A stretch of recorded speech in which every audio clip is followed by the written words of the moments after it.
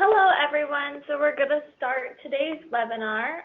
Thank you so much for joining and coming on to this. So first of all, the webinar will be recorded. So I will send that out, once we have that ready and prepared, I'll send that out to everyone. As well as if you have any questions, please feel free to use the chat box. And then at the end, we'll go through some of those questions. So we're just going to get started in a little bit, so we're going to do some updates. So coming up, there's not too much going on because we don't have any reporting dates, but we will be having a webinar next month, which I'm currently in the process of planning.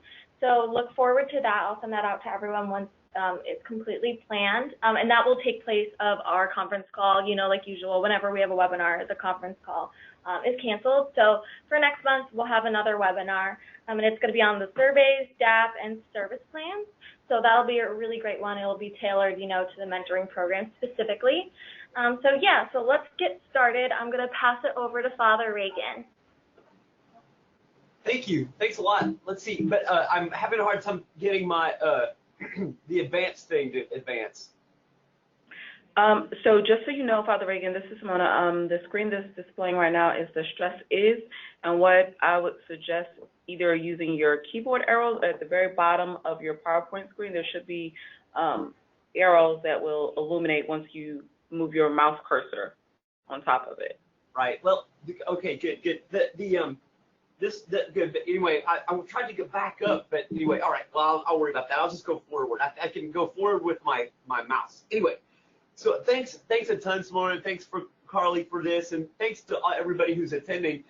This is a great thing that you're doing, is to implement this whole concept of trauma-informed approaches to work with the mentoring program, and then also just to use this in particular, this ARC framework. And just to say real quickly that today we're talking about the competency aspect of the ARC framework.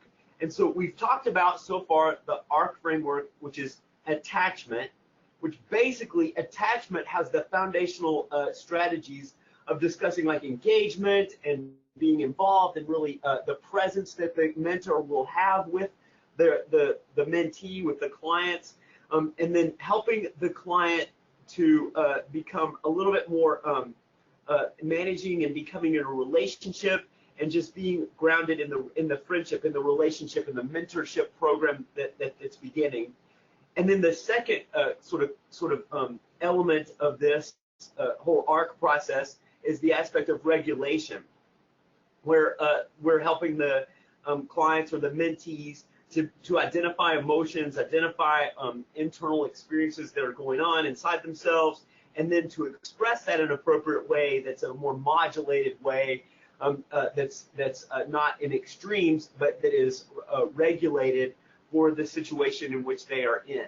So how to express the emotions and thoughts and ideas and internal experiences that meet the situation which they are currently in, and then the mentor can help with that. So today we're going to talk about competency, but before we go into that, I kind of wanted to just do quickly sort of an overview of what exactly the situation is that we're looking at before we really start talking about the specific issue of competency. So this might be a different way of talking about the issue than we've talked about in the past, but the past couple of webinars, and then that face-to-face session that we had before. But I kind of wanted to present this as just a little overall thing for you, and then hopefully the mentors can see things in this way too.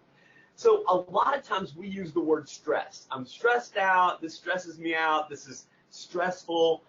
This is he gives me such stress when he shows up, or something like that. Basically, I feel like to sort of talk about stress is one end of a continuum of physiological, emotional responses to difficult situations or external demands that are made on the person. So if we look at stress as being sort of one end or one element or one aspect of external pressure or demands or challenges that are placed onto a person. So we all have some sort of stress. There's a continuum of stress. There's stress that's eustress, which is positive. Because if I didn't have some element of stress in my life, then I might just be sitting on the couch all day. I need to be motivated or have some sort of pressure or some sort of demand that calls me to come out of myself and to come out of my own world and to come out into the world and to engage and use the gifts and talents that I've been given to make the world a better place or to interact with other people and to build up relationship, because we are essentially relational people, and we can't just be sitting on the couch all by ourselves all day, because that doesn't lead to a healthy, well-rounded human being. So we need that eustress to motivate us just a little bit, all the way to the other end of the continuum, which is a negative or distress, a stress that is disintegrating and that is harmful to a person on that extreme end. So we need to think about how is all of this linked, and how does this go? So a lot of the mentees, the kids, the youth that are being served through the program that we have, the mentorship program, many of them may have like a chronic sort of demand that's placed on them or a challenge that's placed on them, and their body will react physiologically to this. That can be a negative way or it can be positive. So if we think about a kid that might have difficulty focusing in school, for instance, there might be that difficulty staying focused and difficulty paying attention. So that's a demand that's placed on the child, and it can be stressful. And sometimes the physiological response can trump the person's ability to focus and all that. So then that can lead to a disorganization or lead to a difficulty, and then therefore behaviors that are maladaptive. So that kind of stress can lead to this difficulty in a classroom situation or a home life situation or even a friendship situation. So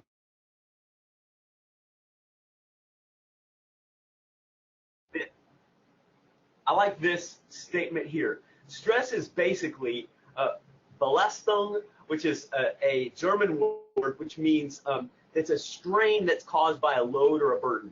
So you can kind of see in the picture behind the words there, that guy is being burdened, or there's a load that's placed on him, that computer. And the computer probably symbolizes his work and his all the things he has to do in response to the emails and the writing documents and all that he has to do. And it's just a load or a burden that's placed on him.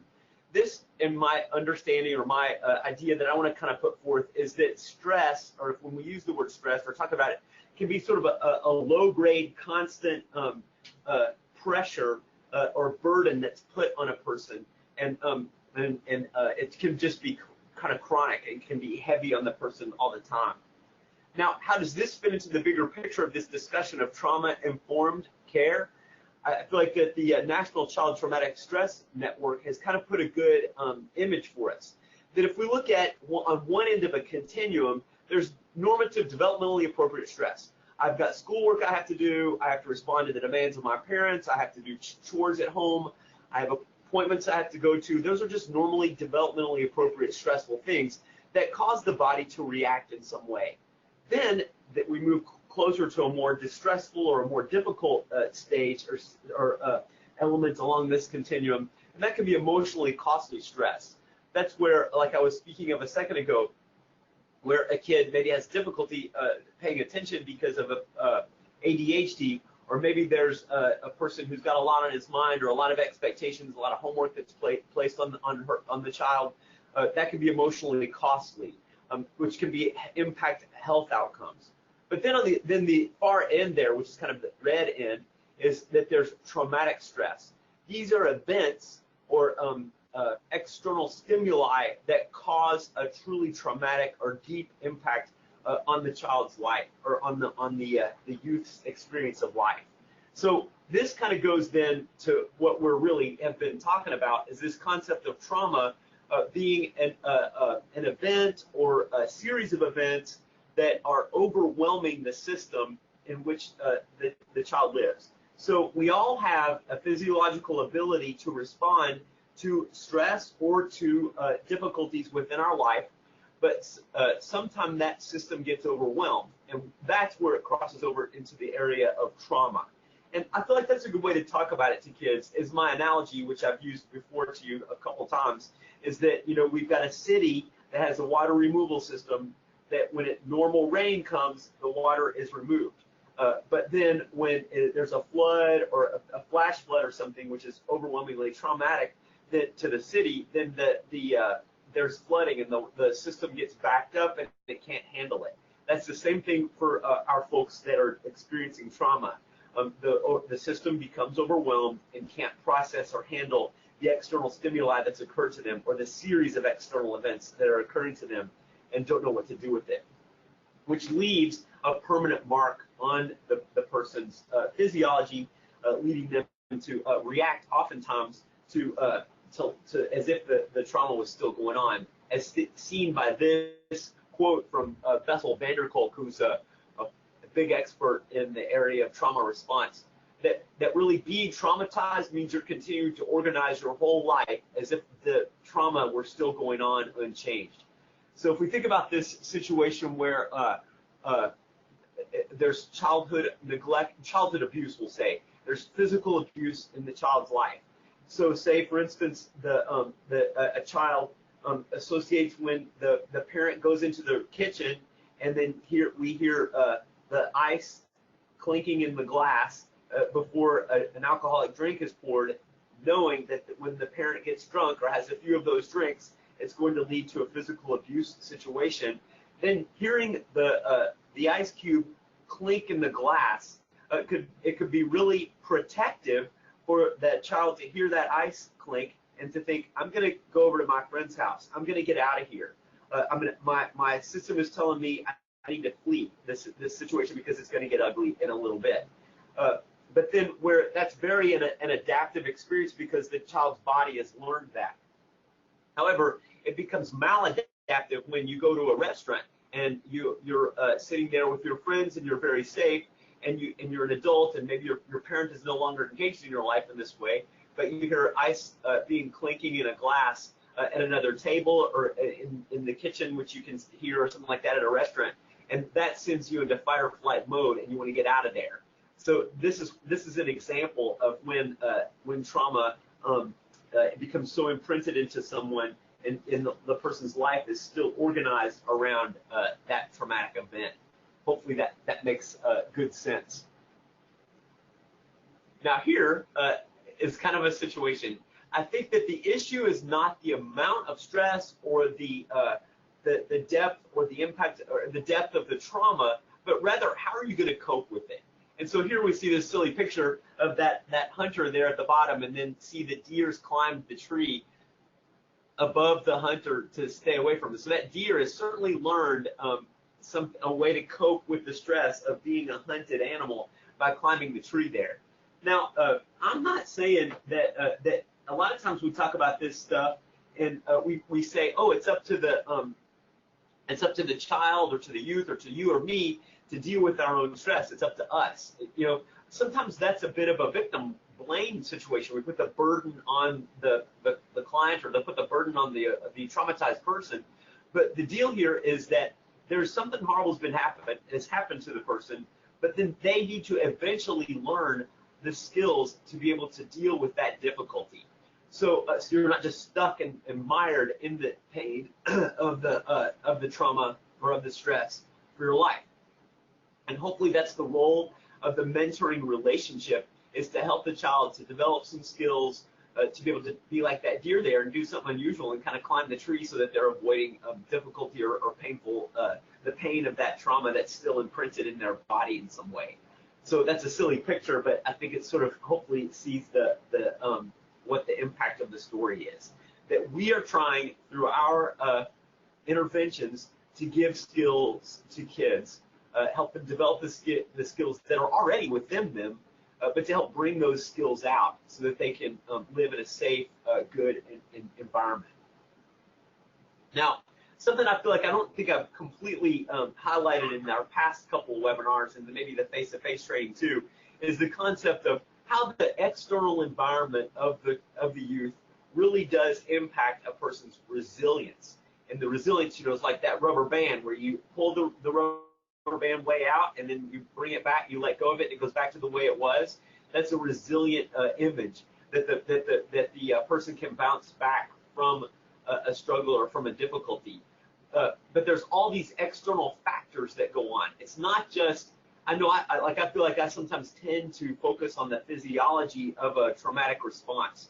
That hypothalamus, pituitary, adrenal axis, or the vagus nerve and the polyvagal theory, all those physiological things are really important to understand, I feel like, but maybe because I'm a geek or something, I don't know. But we also need to participate in understanding what's the cultural response here. What developmental stage is the person at? What's the society dictate about some of the behaviors that go on? So I feel like all that is really important. And I feel like you guys, the staff that are working with the mentors, to really help them to understand that culture, developmental stage, societal impact, all that stuff really does play such an impact on a lot of these issues. So just to be aware of that, to help the person deal with that. That's just a big shout out to that. So here, let's get down and to talk about what today's real topic is supposed to be, and that's the issue of competency. So I'm going to spend the next 45 minutes prattling on about the issue of competency. Now, like I said before, so far we've talked about attachment, which is kind of the base level, which is about engagement, which is with any sort of an intervention, any sort of healing intervention, the attachment, the relationship, the connection needs to be laid. So I feel like that in the beginning of the mentoring relationship, I think whatever you all can do to encourage just, hey, this is the relationship. I just need to be present to this youth. It's such an important element, just to be present, to be consistently present, and to be able to just show up. That's so important. That's the base foundation to it. Then we take it up to another level where we are allowing the child to express his or her emotions, allow the child to express their thoughts freely, but then to encourage them to be able to do so in an effective way that's appropriate to the situation that they're in, to modulate their verbal responses, to modulate their physical responses, to make their emotional reactions not just such an extreme one or the other, to where they're completely numb to a situation, or to where they just completely act out and start throwing stuff or cry or whatever, but to be within an appropriate range of what's happening to them. We kind of call that volume control. We don't have it at 0 and we don't have it at 10, but we might have it around 5 or 4 for whatever that situation is. So that's that regulation aspect. So now here we are with competency, and that's we've developed a trusting relationship. You've got patterns down in your relationship and how it's unfolding. You've got the ability to kind of express yourself to one another, to kind of regulate that in an appropriate way. Well, now we've got all those skills kind of based. Now let's build up to the competency, okay? And competency is made of three kind of building blocks here of competency.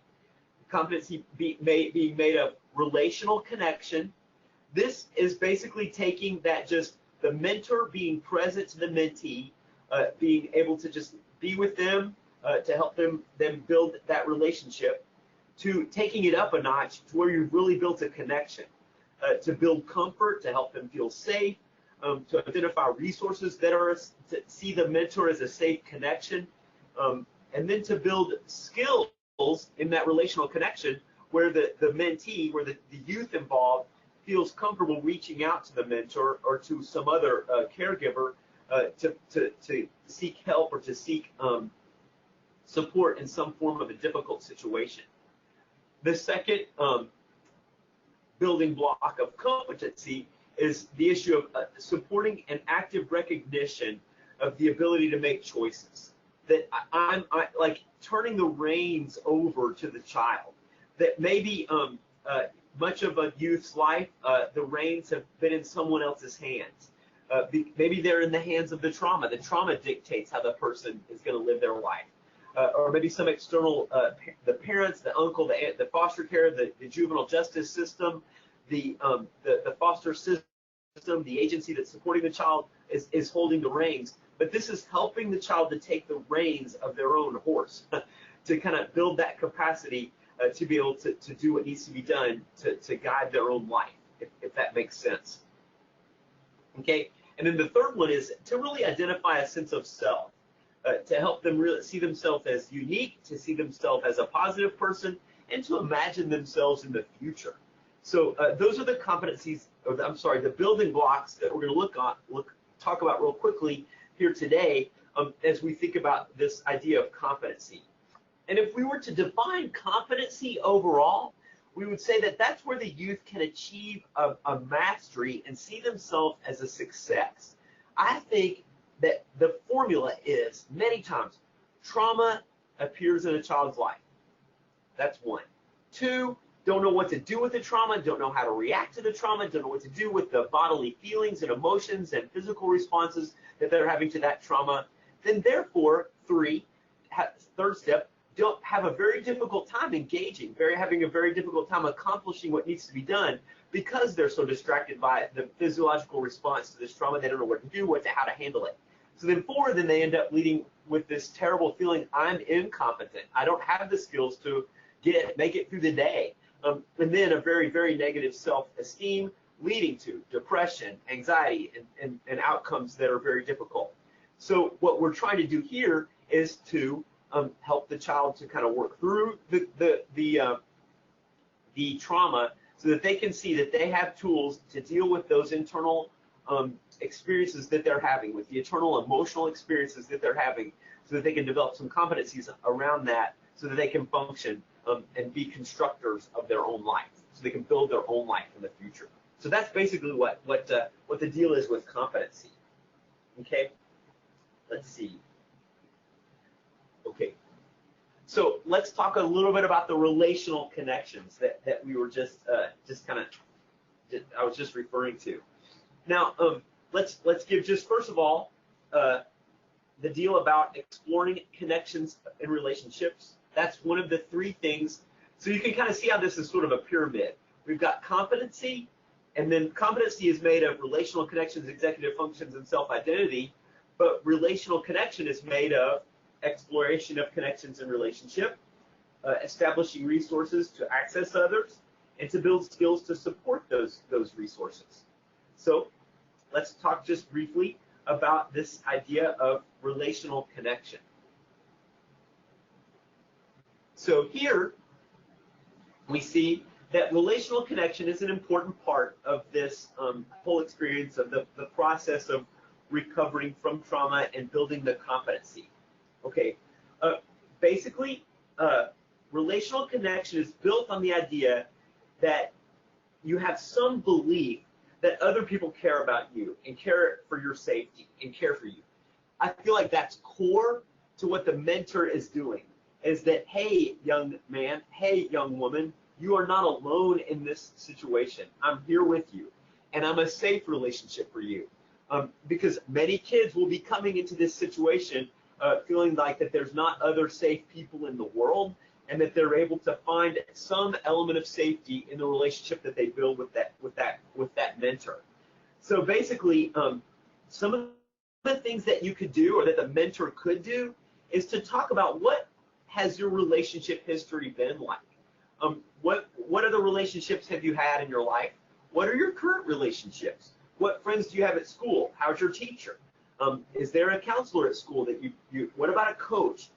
I think it's really important to assess that and to understand what are the other resources, relational resources that the child has within their circle, and to kind of evaluate those, what's helpful, what's not, but really to let the child know that the mentor is a key, important, safe relationship that the child can rely on. I think also it's important to understand, for the youth to understand, what is the goal of the mentor's connection to them? Are they there to be just a friend? Are they there to be, a tutor? Are they there to be kind of just hang out with? I feel like that's important for the child to understand, that you're there because you want to help. You're there because you want to support. You're there because you want to see the child be a success, that type of thing. So the goals of the connection, it will be important to kind of lay that stuff out. Then I think it's also important to lay out what are going to be the barriers. Like, what's a barrier to the mentor and the mentee building a relational connection? We see what the goals are. Like, I want to help you be a better student. I want to see you be a better person. I want to have you be able to relate to people in a positive way. Whatever goal kind of sets, I think it's important to engage the youth in the goal setting aspect as well, but it's also important to acknowledge what are the barriers going to be to our connection. A barrier may be that, wow, the mentor only has free time on Thursdays, but what if I need you on a Tuesday or a Wednesday? That'll be up to your different programs, I guess, as the role of the mentor, how often things get together or whatever, but my time is I'm only free on Thursdays. That could be kind of a practical thing. But then there's also barriers to connection that aren't so practical, just related to time or space, but are related to emotional capacity or are related to the child's fear of intimacy or fear of abandonment. So these are developmental, sorry, I'm kind of trying to get over a cold. That fear of intimacy and the fear of abandonment, which oftentimes are extremely connected, that when they come together, that can be a barrier. So I feel like when you do that discussion about, let's talk about what are other relationships, what's past relationship, what's current relationship, what's been good, who's been a good friend in your life, who's been a difficult friend to have in your life, or who's been a difficult person to have. When you're discussing that, that's a good opportunity just to sort of see where the barriers in the current relationship. Like, when you start getting too close, then the child might push the mentor away by being angry or mean or acting like a jerk or something like that. Or the other end may be very, very, very clingy and try to text and call and all that kind of stuff. That's why when back in that beginning, in the A part, in the attachment part, hopefully the mentor's presence has been developed and built, but that presence built with some clear parameters around it so that there's an identification of what the boundaries are. And I think that's part of like where the deal about when you're screening for mentors to make sure do they have an ability to build up boundaries around themselves, because it's super easy just to say, hey, I'm a mentor, I'm here for you 24/7. That's unrealistic, and it doesn't help the child because you're not going to be available 24/7. It needs to be a realistic, boundary-limited relationship, and that's important here to understand for a child that might be a little bit overly maybe attached, clingy. I'm using that word in a negative way. I hate to use that negative word, but clingy. That can be a difficult thing for a child to understand if the boundaries aren't set from the very beginning. Okay. All right. So that's a little bit about relational connection. Some of those things about exploring about what relationship means to the child, what relationships are in the child's life currently. Then look at what are the goals of this relationship, the mentoring relationship. What do you want out of this? What can I do for you? What can this relationship do for you? And then to look at what are barriers to that. And those barriers may be more practical and maybe more relational or emotional. Okay. Then here's the second part of the relational connection, which is exploring the goals for the connection, which I should have done. Anyway, I feel like I've talked about this a little bit already. But basically, look at this. Exploration of the goals of the connection. We kind of got this. All right, we'll move on. I think I talked too much on the last slide. So here, let's look at what some of the resources for the connection are. So this can be sort of a good chance for the mentor to get involved in doing some more like concrete activities. So if you ever seen one of those circles of trust, it looks like a target, like a target for a when you're shooting an arrow at a target or something, for an archery target. Like the middle is the home, and then that's where your closest friendships are. And then the next circle out is when some other more relationships that aren't quite so close but are in your inner circle, and then further out. That's a really good thing to do with kids that the mentor could spend time doing with the youth to help the child understand that everybody isn't their best friend, and also on the other end that everybody isn't their enemy or isn't somebody to be leery of. This is an important thing to do to help them understand that there's some people that are closer and you reveal some things and tell them about some aspects of yourself, and then there's other people that are further out in the rings. This may seem like a very basic skill or very basic understanding for some of us, but then many people don't understand that. And it kind of goes back a little bit to the roots of the attachment theory that we see playing out in youth's lives, where if there's been a faulty attachment with their parents or a disrupted attachment with the parent, that can be very, very tough on a child's developmental, relational process in the rest of their life. Here gets to my geeky biochemical or neuroscience kind of thing here, that when a child is born, there's this chemical that's released in the mother and is also released in the father. It's called oxytocin, and it's also released in the child, that there's this sense of well-being comes over the parents and the child when they're together. Sometimes if that gets disrupted, that sense of well-being isn't well established. So that can be really rough on the child to not have that sense of well-being and within the context of a relationship with their parents. So maybe if they end up in foster care, they end up in a group home, or they end up in an emergency shelter or something like that. That attachment is very difficult and very, very tough. So here, this is an opportunity for the mentor to be an attaching figure, for the person, and to see, hey, look, this is where I fit in your circle of relationships. So a lot of that plays out here. To understand that relational connection within the child is a big deal. Then the next thing is important to think about: what is my plan to be able to connect with either the mentor, or if the child wants to make friends with some other people, or wants to go to sit at the lunch table with certain kids or whatever. But what's that all about? How do I make a plan? But I think primarily for this one, how am I making a plan for my connection with the mentor? So I think just wading into the mentoring relationship, hey, I'm picking you up today, let's go to the baseball field and throw a ball.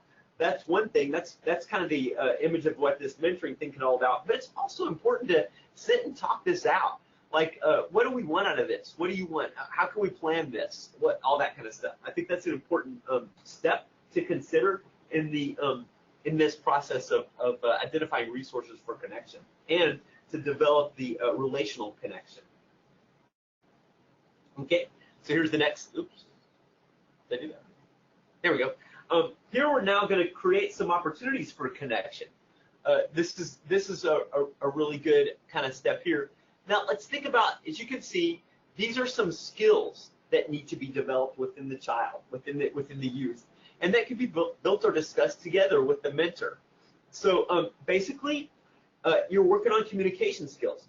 This is a really important element, and it's an easy thing to do with the mentor and the youth between each other, because they're hopefully going to be talking to each other, and they're also going to build those routines. Remember back, one of the earlier things, or that very first day when we were all together in Washington together, that we talked about building routines so that the child knows what to expect. And then even on the last webinar, talked about how I read out the series of numbers to see if you could remember the numbers when they were all just numbers, random numbers, 1, 7, 32, 4. It's harder to remember them or stay connected to them. But if there's a pattern, 2, 4, 6, 8, it's easier to repeat it or to remember or to feel comfortable in it. So it's important to build communication routines. Like, how are you feeling today? Maybe one of the first things, how's your week been? To kind of establish that little routine so that the youth knows what to expect. And then to kind of like build deeper on that.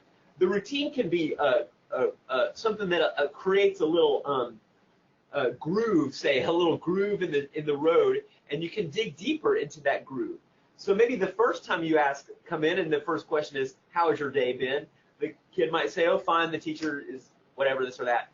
But then hopefully the 20th time that the mentor is with the mentee, that how was your day today, it could be a deeper expression of what's really going on within the youth.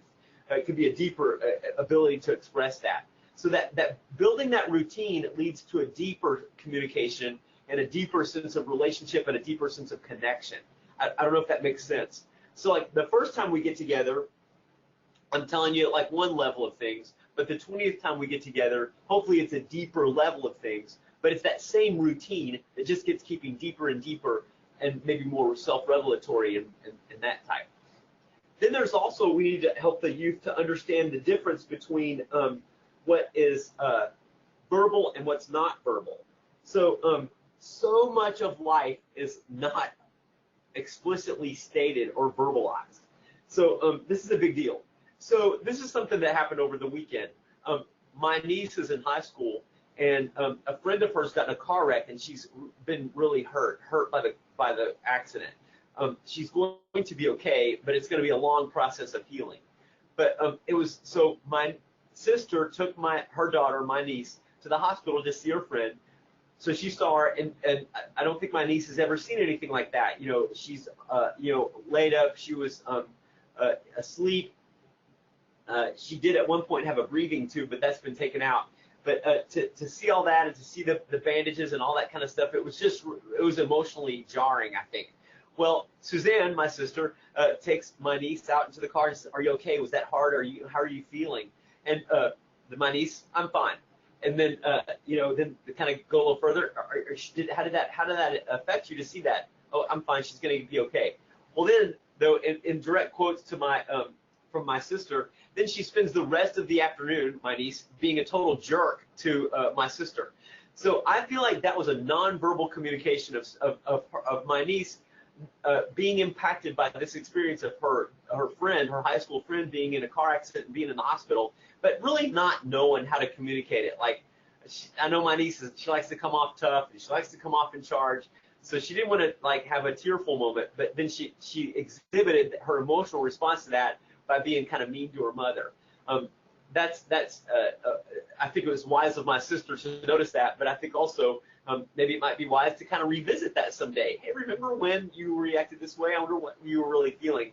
And then once you've got some distance on it, it might be an ability to kind of talk further about it. And that could be the same with that type of mentor-mentee relationship.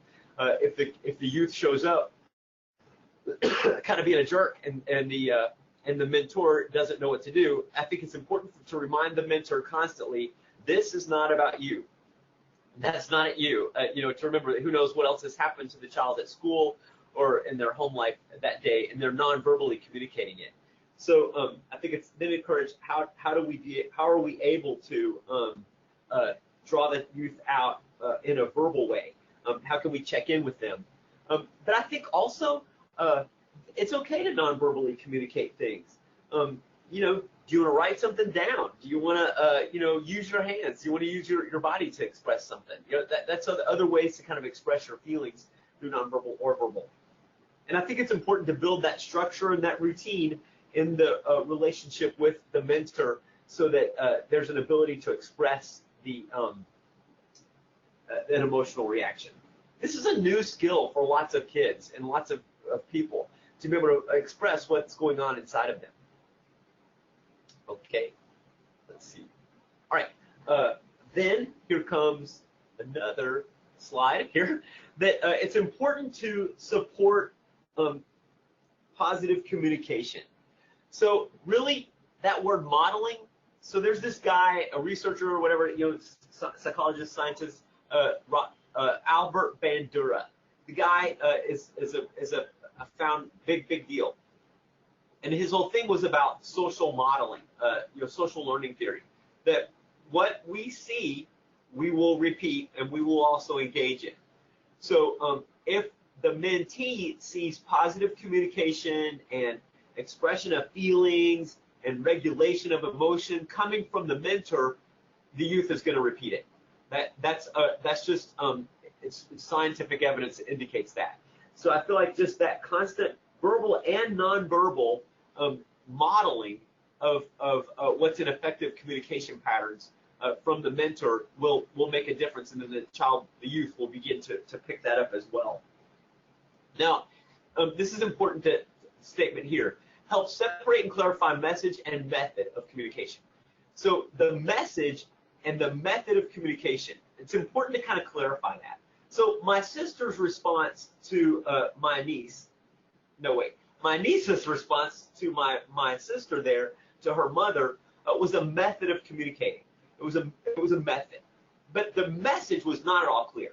So I think it's important to realize, okay, you're being a jerk, but that the message isn't, Mom, I think I want to be mean to you. The message is, I'm having a tough time.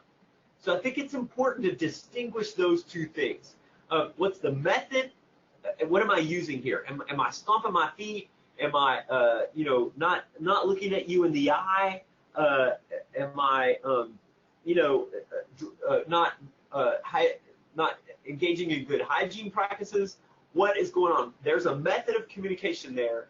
What's the message? And I think it's important to separate those and to clarify those. I think so often, again, to kind of go back to the idea of how the mentor might be more likely to take some of these messages as being like an affront to them or something directed at them. But a lot of times they're kind of the blank slate that just shows up in a person's life, in a youth's life, and then is the receptor of whatever emotional reaction that's going on in the child's life. And that's what you want to do in these stages, is to understand what is my internal emotional experience, what's going on with me, and how can I appropriately communicate that to others and to help myself understand it. Okay, that's kind of that deal about emotional regulation skills, to draw on that. Okay, all right, that's important. I think to help distinguish this method and message, there might need to be, maybe the mentor needs to think of some specific lines that they could use, or maybe some go-to statements. Like, I can see you, I feel like you're upset. I can see that you're upset. Or I can see you're angry. Or it appears to me that you're angry. And I want to help you, but I'm going to give you some space to help me understand what's wrong, or to help me understand what's going on with you. You may need to give the youth some space. Just be quiet. Be totally quiet with them for a little bit. I have this terrible habit, as you can probably detect by the extreme amount of talking I do on these webinars, is I hate a silent moment. But sometimes the best method of dealing with some of the upset feelings is to just be quiet and just be present. I think the mentor needs to realize that as well. You don't need to say anything magic. You don't need to come up with some beautiful Richard Rohr quote or something like that, but just to say, hey, I'm here. When you want to talk about it, I'm here. I know you're upset. Let's just take a little bit. Something like that. It's important. So now let's shift a little bit. We've talked about the relational connection just briefly.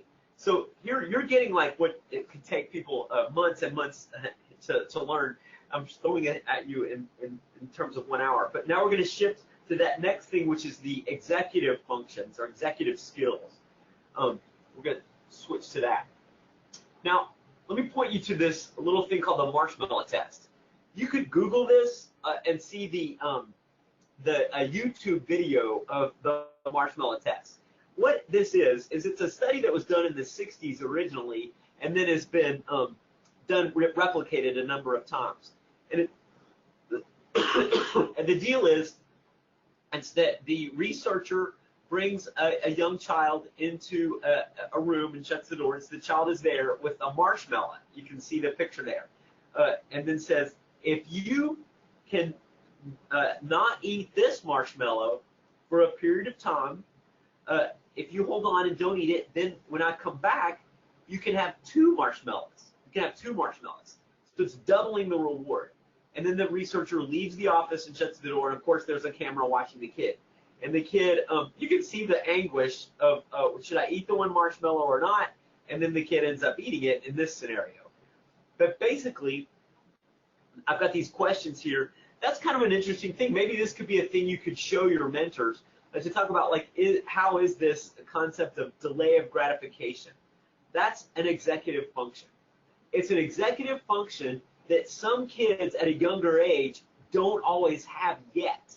So again, back to the geeky brain development stuff, that the prefrontal cortex, up that part of the brain where the forehead is the last part of the human brain to fully develop.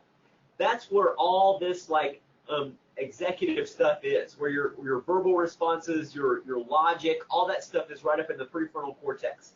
A lot of the youth that we are engaging with haven't fully developed that part of the brain, but should have some element of it, should have some aspects of it there. But because a child is traumatized, or because a child that has had some overt stress in their life, that can actually kind of damage that prefrontal cortex approach, and then ends up lower functions of the brain are more well developed than the higher element of the brain, the higher function of the brain. So actually what's interesting is that if a youth at different stages in their life can wait out and not eat the one marshmallow and wait out for 2 marshmallows, that leads to better life outcomes as indicated by higher SAT scores, lower body mass index, achievement of higher educational goals, and then all that. But this is also impacted as these studies are replicated, that people with trauma in their background have a harder time with this, with this.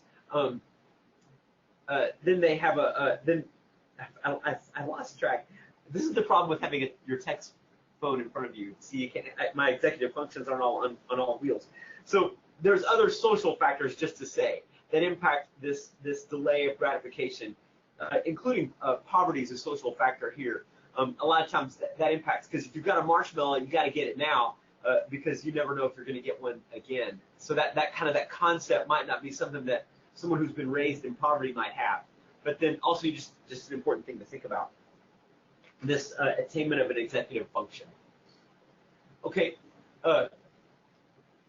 so, oops, I went one too fast. There we go. Okay, so here are the 3 areas under ARC theory of executive functions. And that's, don't forget that developmental stage. That's just what I was saying, that the youth's brain hardware may not be fully developed just yet. The second thing, to act, not just react. And then thirdly, the problem-solving issue. How do you solve a problem? How do you walk through the steps of solving a problem? So that act, not just react, you may remember, like when we were together before, that I had that little highway where somebody, you can usually kind of think things through and then you act, but then when there's a trauma or something danger, then you kind of take the back road from like the stimulus and then jump over to your action to respond to the stimulus. And you skip thinking through, looking at alternative actions and stuff like that. That there's just this reaction. That often happens when the person's living with or orienting their life around the issue of trauma. So here is we're going to want to help our youth to be captains of their cognitive ship. So we want them to be captains of their own cognitive ship. This is when we want the child to be able to delay or inhibit a response. So say, for instance, if your teacher, if the teacher of the youth is kind of getting on the class or whatever, we don't need an emotional reaction right there. This teacher is such a loser, I can't stand him. You don't want that to happen right away. You want to delay that or inhibit that response. So that's something that you could practice. The mentor and the mentee could practice. It's really practical, just to kind of say, hey, when your teacher is getting on you or your parents are getting on you, how do you respond? Do you slam the door, or what do you do? Well, sometimes it's best to hold off on that and to build on those regulation skills and to carry out in another way. Those are important things to think about. Also to think about, what are going to be the consequences of my behavior in this situation? And then to think, if you could help a child to think through, what would be the outcome? If you yelled out in class that your teacher was a loser, what would be the outcome of that? If you slam the door in your mother's face, what's going to be the outcome of that? To think through that, just kind of talk about it. That can help the child to be the captain of their own cognitive ship. Okay, another element here is to help discover the youth's abilities. Again, this is building on previous skills that we've seen. Again, you want to see the child, the youth, to evaluate situations. That's when they're able to identify what's going on, identify their own emotions in the situation, to be attuned to people that are within a situation, to be in a relational standpoint with them. You want to support and build the client's capacity to inhibit an immediate response, and to inhibit a response that's at the ceiling when really it just needs to be kind of at knee level or something like that. And then also to kind of support the steps of decision making. Again, I just kind of want to say this analogy of reining in the horse and helping the child to have the reins of their own horse. That's what I feel like the image for me of this developing the executive skills is that I've got the reins of the horse. I can kind of help the horse kind of go faster if I want to. I can pull the reins back a little bit to slow the horse down. whatever the situation, that I'm in charge of how fast or how slow the horse is going, or if I want the horse to stop, that I've got the reins and I can determine what's happening there. And then I think it's also important with this is to think about, to evaluate once you've pulled the reins, or once you've kind of given a giddy up to the horse, to stop and think about, how did this go? How did the reins feel in your hands? How did that experience of being in control of your own situation, what was that like? To talk about it. Okay. Now, an important element here for executive functions is the concept of agency. This is when the child is basically able to exercise their own free will. Again, the reins are in the youth's hands. Basically, that I believe that what I'm doing matters and that I can carry it out on my own. That's kind of what we're looking for. We want to kind of just catch that type of a moment. All right? That's agency. That's an executive function, is being able to have the reins of my own thing. Now, let's look a little bit at problem solving within the area of the executive functions. This can be a really fun sort of an opportunity for the mentor to engage with the youth. Maybe come up with a fake problem to identify what's going on and work through some of these steps, to work through a problem-solving steps. So really, it's important to communicate that I'm there with you when the problem arises. I'm going to be there with you when there's difficulty in your life, when there's a problem that comes up. I'm not going to abandon you. So that's important to really remember. So it's important also for the mentor to be able to read the room, to see when there is a problem, to read the child's emotions. That's an important thing. That I'm with you and let's figure this out together is an important thing. Now, this could be kind of neat. You could look at a logic problem. You could come up with some sort of like a word problem from math, whatever little, like say, what if this happened? How would you handle that? That's a fun little thing to do while you're just talking to the kid or while you're walking along. That's an important thing. What's the problem? Let's identify it. And then to take it to another level into the real life. What's the problem? Like, my teacher was all over me today. Why won't she respect me? Why won't she, whatever the feeling there. Okay, well, let's really talk about what the problem is here. Is the problem the teacher, or is the problem the fact that you were standing up on your desk and throwing paper airplane? To really clearly identify what the problem is, so then you can identify what you want to come from the problem-solving steps, and then to realize what the choices are and realize what the consequence is. So you could do this by coming up with, like a scenario for walking through the steps of problem solving, and then also to look at what are the problems within the own child's life and how is the child going to solve those. Okay. Well, I'm going to skip that part. So here I think it's important to really the deal about scaffolding. So I'm using the word here, caregiver. That's basically the mentors for our situation here.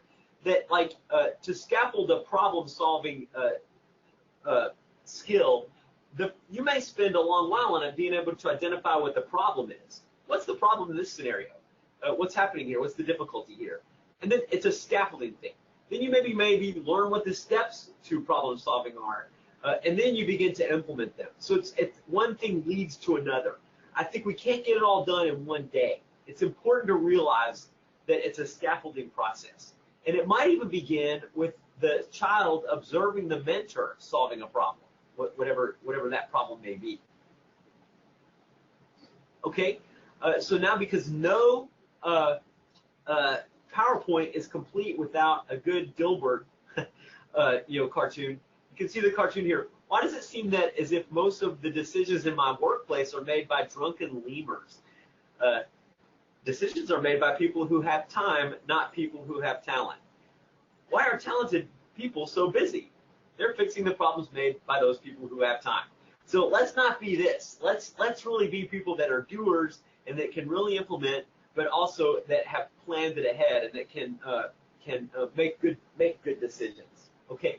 So I feel like the active decision making involves planning. It involves looking at steps, thinking about what the challenges are going to be, and then being able to look to the past so that we don't repeat it. Now, were there times when this was difficult for you in the past? Well, how can we make it difficult or make it less difficult this time? To me, I think for a mentor and a mentee, a great way to do this is to get out some good old-fashioned board games. I feel like maybe some of those video games are good ways to get kids to think through problems. But I feel like with these board games, I know you may be thinking, well, how old is Father Reagan anyway that he would be talking about these board games? But they could be kind of fun. I mean, because you're interacting, there's a relationship that's being built, but also you're thinking through problems. You're thinking through which card should I lay first? What do I do if I've rolled a 10 and with my dice rather than if I've rolled the number that I needed or something like that? Or what do I do in response to him? You know what I mean? So I feel like the use of games is a great thing. It's planning, it's processing, it's all kind of there, and it can be evaluated. The mentor can evaluate the process as well. Okay, so here comes the last sort of element that we want to talk about today. The last aspect of the competency, and that's identifying a clear identity for yourself. And this is composed of several things. That you recognize you have unique qualities. You recognize that there are positive elements in you and who you are. To realize that you are the only thing that you bring to every single situation that you're ever in is yourself. So how can I represent myself consistently across all situations? And then how can I think about the future? What do I want to bring into the future? How can I do this? Now, this is going to be thought out, like we think about developmental stages. If the mentee is, say, 9 or 10 or younger, then this identity self is not quite fully there developmentally. So if you've got teenagers, you're in the sweet zone. This is really where kids are thinking about, who am I? What do I want to be? What type of person do I want to be? That's a sweet spot for that.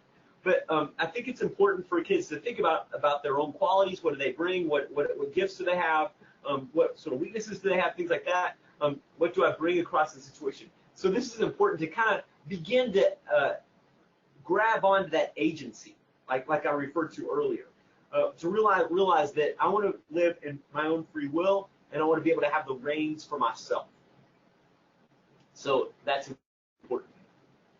So here, kind of the first part of that is to identify what elements of myself make me. What makes me?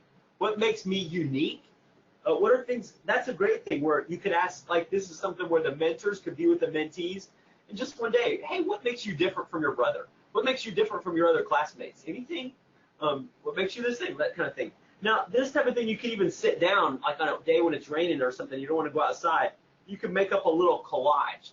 I know that sounds kind of silly, maybe old school, but to kind of make up a little collage of yourself. You could do that by hand, or you could cut things out, or cut some clip art, and you could do something like that.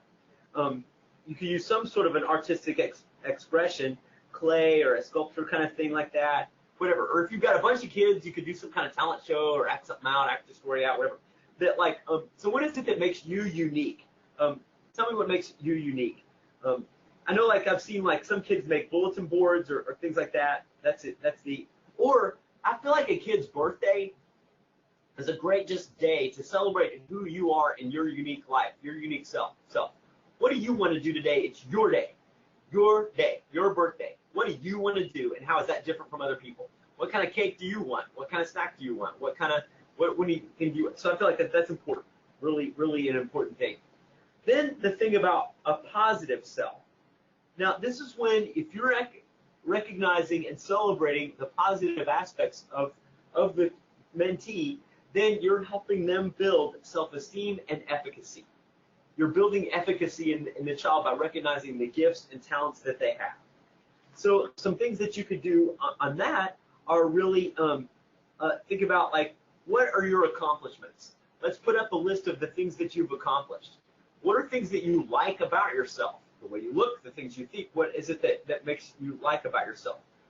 And then also for the mentor to be ready with moments of success. to say, hey, look, I really like how you did that. That was cool. What did you think of that? I loved what you just did. Oh, look, you got an A on your paper. Look, you got a C on your paper when all you've gotten is F so far. Way to go. Whatever positive thing you can do to build on. It's terrific. That cohesive self. Sometimes I know we all have to kind of code switch from a family situation to your friend situation to your school situation to how you are with your teacher to how you are with somebody else, whatever. That has to go on. But what's the constant thread? What's the constant thread that you bring to the situation? A cool activity that you could do would be to draw on a timeline. Hey, let's sit down and draw on a timeline of your life. Let's sit down and draw a timeline of your day. And then to pinpoint, how did you feel here? What did you do there? How did you act there? Did you act like you would appropriately to the teacher? Blah, blah, blah, that kind of thing.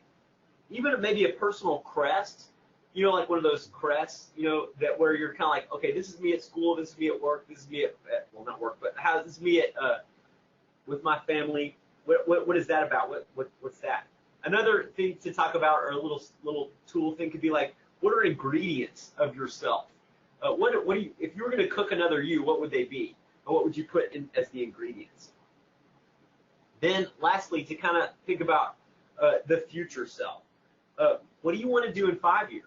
What do you want to do in 10 years? What's 20 years? For kids, a lot of times, like the distant future is so abstract, it's hard to really to really get your hands around. But I think it's important just to think about that, and then to look at what are your current actions that you're doing that are going to lead to you in the future. What's going to draw a line to you in the future?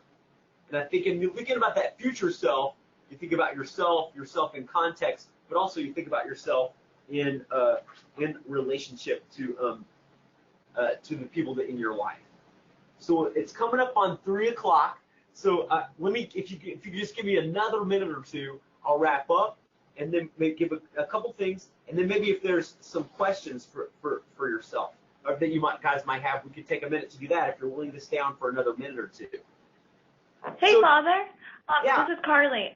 So we have till 3:30. So you actually have probably about like 15 more minutes, and then we can take questions. Is that okay with you? Oh, that's perfect. Great. I'm so glad we have till 3:30. I thought we only had till 3. Yeah, we have till 3:30. Well, great. All right, great. Well, then I'll keep plowing away. So here's a case, and I misworded the top line. I'm so sorry. I'm 8 years old, and I not work at, but I go to school at whatever elementary school. You could fill in the blank there. It's not work at, but I attend. I'm going to be in 3rd grade. My favorite things to do are playing video games, watching TV, and eating. My favorite food is my mom's fried chicken. My favorite color is blue. My favorite movie is Harry Potter and Spider-Man. Of course, there's 25 Spider-Man movies, so I don't know which one it is. But if you think about it, this little guy, Philip, is an 8-year-old boy here, and the mentor has asked him some certain questions and found these things out. This was a cool activity because he was able to say what made him unique. He was able to say what was consistent about him. He was able to talk about himself in a way there to kind of identify some of the things that make up who he is and what make him unique. That's pretty cool. Now then, the next step, what do you want to be? What's the future? So this is this kind of tough thing where back here, the future self, you need to consider self in context, self in relationship. So let's think about, what do you want to be? Where is this all headed? So this is what the 8-year-old boy says. I want to be a superstar. I like acting, I like singing, or if that doesn't happen, I would just hope I would be a superhero. Not like superpowers, but like the new Goblin in Spider-Man 3, who has ultimate gear. If I was a superhero, I would fight crime. So this is actually taken from an actual statement of a little boy. So when you're thinking about a future self. So this is fun. Of course, this is what an 8-year-old would want to say. They want to be a superstar. They want to be whatever kind of thing, and they want to fight crime.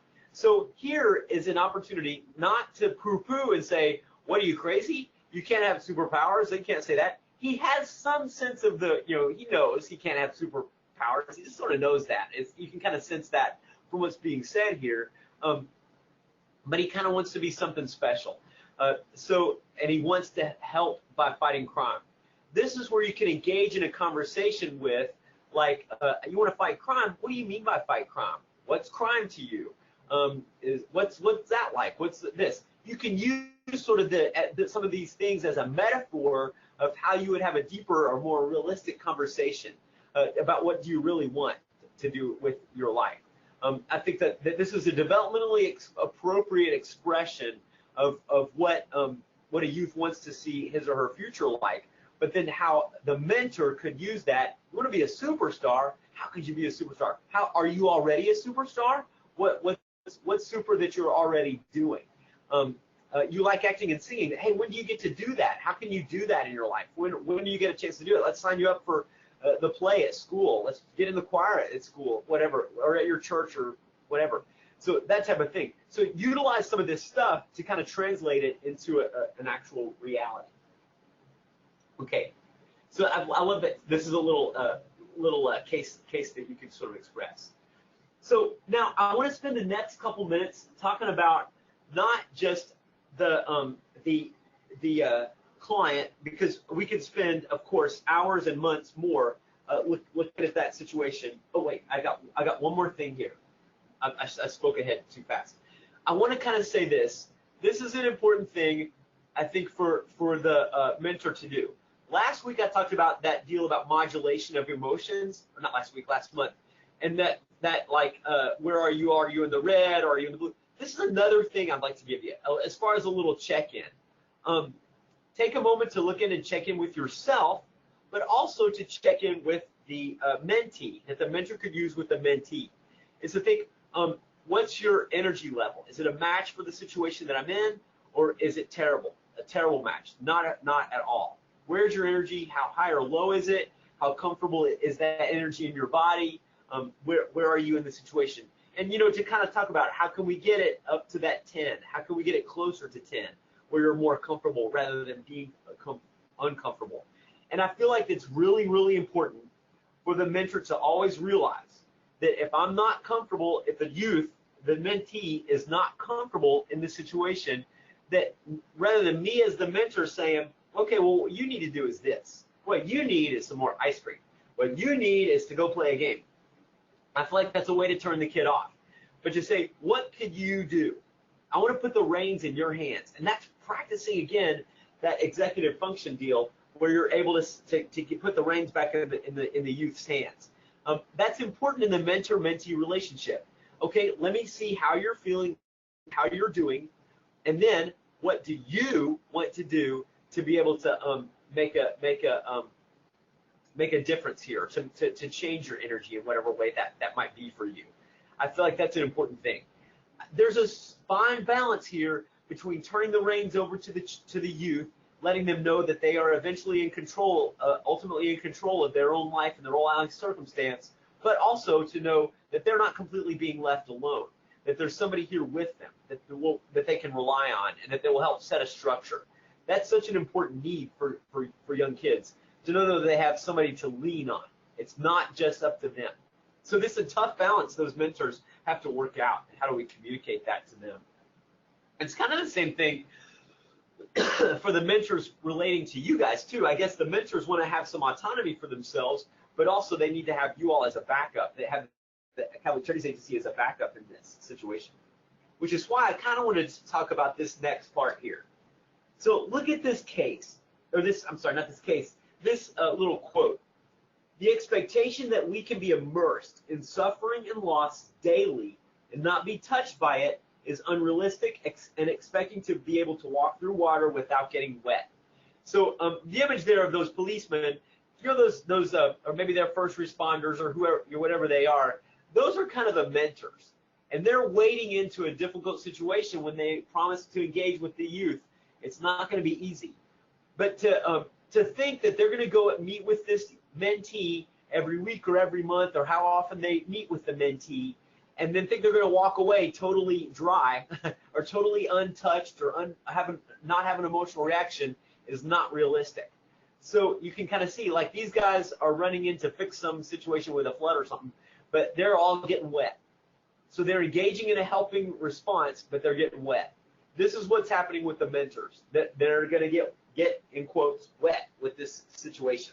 It's important to remember that they are in no way, going to get out of this unscathed, that there's going to be an emotional connection that they're going to see. So how do they take care of themselves? So I kind of want to just give you a couple of terminology and a few words here before we wrap up for questions and stuff, to kind of think about how are you making sure that the mentors are taking care of themselves. There's different things here. I'm going to run through them real quick. Vicarious trauma. Vicarious trauma is when you're hearing the traumatic experience. You're hearing the traumatic experience of the child, and you're hearing it, and you're taking it on as your own. That this is a traumatic experience that I'm having because I've heard it from the child. I'm vicariously experiencing the abuse. So what happens there, sometimes the mentor might go home at night and feel depressed. The mentor might have bad dreams. The mentor might be skittish about meeting with the mentee again because they're having such a negative reaction to what they heard from the experience of the mentee. Critical incident can be something like when there's something that's happened when the mentor and the mentee are out together and there's some horrible incident. So there's a difficult thing, and that's stressful. Again, that leads to maybe a reaction from the mentor that they may not want to engage with the mentee again because there's been this traumatic thing that happened. So sometimes, like, a difficult thing can happen on out with the youth on one of their outings or one of their get-togethers or whatever it is that they do to be together. Then, oops, I wrote vicarious trauma twice. Sorry about that. Then secondary trauma is a lot of the mentors may have their own experience of trauma, but hearing it from or seeing it in the mentee can ring that bell again in the mentor. So that's important to remember, that all of us have some sort of element of stress in our life. Many of us have a traumatic event that occurs in our life, and we may identify overly with the youth, and that can be something just to guard from. So I really want to raise that just to let you guys know. Then kind of compassion fatigue and burnout are two things. I think compassion fatigue is that you're just so worn down from being sad about the client. You just hear the difficulty every day, so your body becomes sort of worn out to it. So then you quit having feelings about the sadness of what the youth is experiencing, and then can become a little bit callous. I feel like I've experienced this a bit in myself. I worked in an eating disorder unit for a few years in my early career, and so sometimes I just became numb to the suffering that and I would refer real clinically to the client, to the patient, or whatever, and become to distance myself from it. And so therefore I lost the ability to have some compassion or empathy for the client because I was so clinical about it, and because that you see that every day, it's tough. And then burnout is I've got too much to do. That's just I've got too much to do. My plate's so full, I'm worn out, I can't do anymore. So this is where sometimes the agency, or you guys as the directors of these programs, have to make sure and kind of check in with the mentors to make sure that they don't have too many things on their plate, or they haven't taken on 20 mentees when really all they have the capacity for is 5, because they're going to get burnt out and quit, and you'll be stuck with a bunch of youth without mentors. So you can kind of see vicarious trauma is that you're experiencing the trauma that's being described to you, and you have some similar reactions to actually having experienced the trauma yourself. Critical incident is when you're with the youth, there's an explosion or something of the situation, you have to deal with that stress. Secondary trauma, when it rings the bell of a trauma that you've experienced in your own life. Compassion fatigue is when you become a little bit clinical and a little bit too hardened or calloused to the suffering of the youth. And then burnout is when you've had too much going on. And I feel like that if we go back to that process of solving problems, it's important to recognize the problem, to identify the problem. So when your mentors come to you and say, I don't know if I can do this anymore, what's the problem? What's going on? Is it too sad for you to hear? Do you have too many things going on in your life? Is it ringing a bell inside your own heart? What's going on there?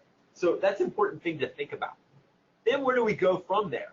Is we've clearly identified what the problem is. We've understood what our response is. So is this stress reaction to the vicarious trauma strengthening our ability to deal with the issues at hand, or is it weakening it? And I feel like that if you all, as program directors, are touching base with the mentors and helping them process the stress that they're dealing with or the traumatic experiences that they might be having, that could give them tools and an ability to be able to strengthen their stress response rather than just letting them hang it out there on their own. Then that could just lead to weakening the stress response. So I feel like that's an important thing to kind of just recognize. Okay?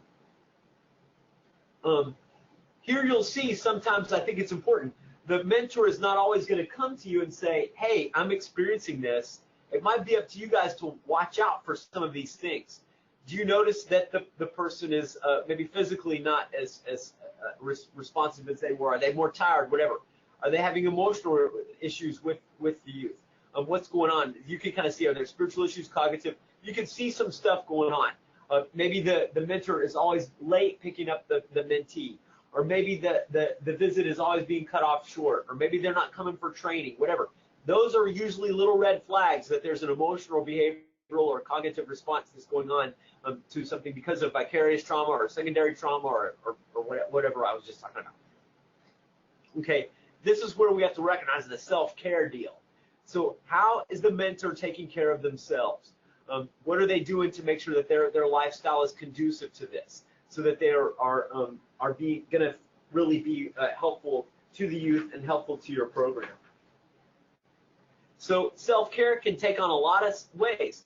Is it saying no? Is it staying home when I need to stay home? Is it setting a boundary? Is it asking for help? Is it spending time alone? Is it going on a vacation? What is it? What can self-care? And the deal is that old, hey, what you need is a good vacation, or hey, what you need is a good dinner out, or something like that, may not at all be what the person needs.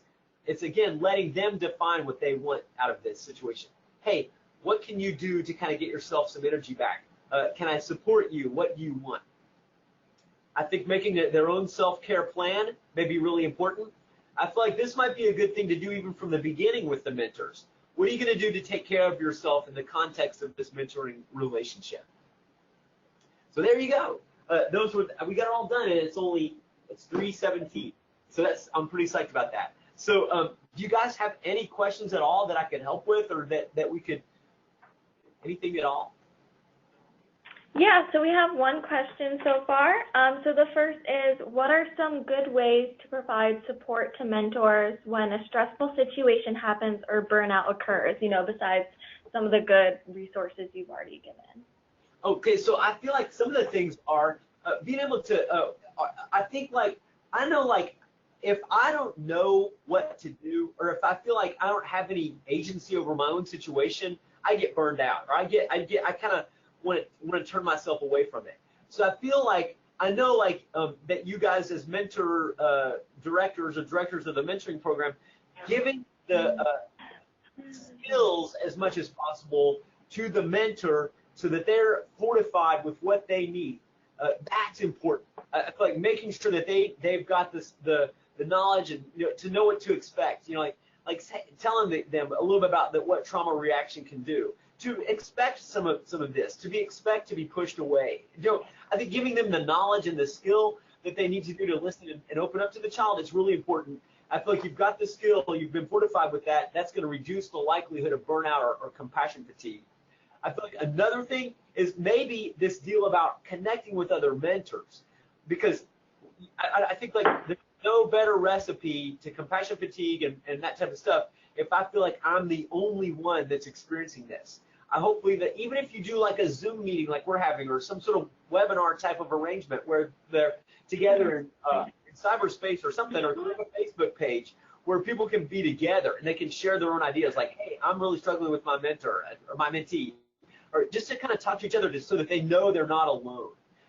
Even if you're talking one-on-one with one of the mentors, to sort of help them realize that they're not alone, that there's a lot of other mentors that are struggling with some of the same issues. I feel like that's a big thing to do.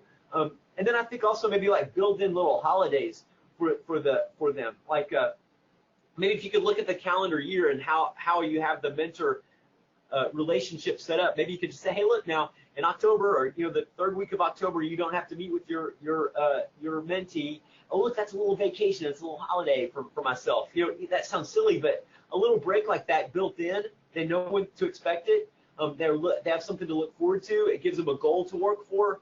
I feel like that. I know here I teach, at UT here, and our students. I feel like the thing that prevents them from just completely crashing is knowing that the end of the semester is going to come.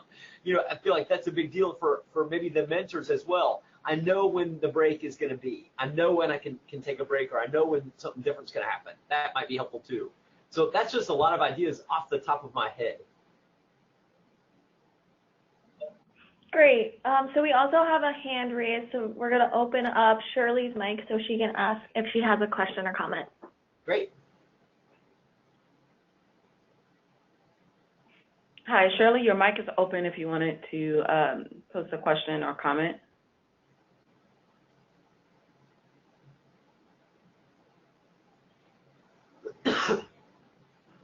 She might have accidentally pushed the raise button. Who knows? Shirley, was that you a second ago, cough? That was me coughing. Oh, that was your cough? Yeah, that's okay. I'm so sorry that you have a cold, Father. I'm so happy, though, that you were able to be able to do our webinar today. But it seems like Shirley might not have a question, which is okay. Is there any other questions, comments, concerns?